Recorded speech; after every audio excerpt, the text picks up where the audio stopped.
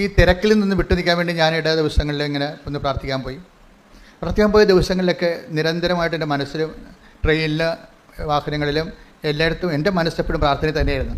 അപ്പോഴൊക്കെ അമ്മ പറഞ്ഞുകൊണ്ടിരുന്നത്, ഈ ആൾക്കാരോട് നീ 90 ദിവസം എന്ന് പറയണത് 90 ദിവസത്തിൽ കൂടുതൽ എടുക്കാൻ കപ്പാസിറ്റി ഉള്ളവരുണ്ട്, അതാണ് പ്രശ്നം.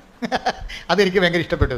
അമ്മ പറഞ്ഞത്, ഈ ആൾക്കാരോട് നീ 90 ദിവസം എന്ന് പറയുന്നുണ്ട്, അതിൽ ഏറ്റവും ലീസ്റ്റായിട്ടുള്ള ആൾക്കാരുണ്ട്, അധികാലങ്ങളൊക്കെ ഇങ്ങനെ ആധ്യാത്മികതയിൽ നിലനിൽക്കാൻ കഴിവില്ലാത്ത ബലഹീനമായിട്ട് ആൾക്കാരുണ്ട്.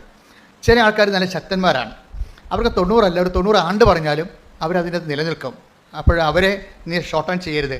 അവർക്ക് നൽകിയിട്ടുള്ള ദൈവിക കൃപ 90 ദിവസത്തേക്ക് നിലനിർത്തരുത്. അവർക്ക് ലെറ്റ് ദം ഡു ഇറ്റ്.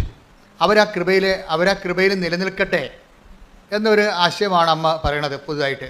അതായത് നിങ്ങൾക്ക് ഇപ്പോൾ ചിലപ്പോൾ തിരിയുണ്ടാകത്തില്ല, കയ്യിൽ തിരിയുണ്ടാകത്തില്ല, ചില ഉപ്പുണ്ടാകത്തില്ല എന്ന് പറഞ്ഞാൽ ഉടമ്പടി എങ്ങനെയാണ് പോണത്? ഇല്ലേ?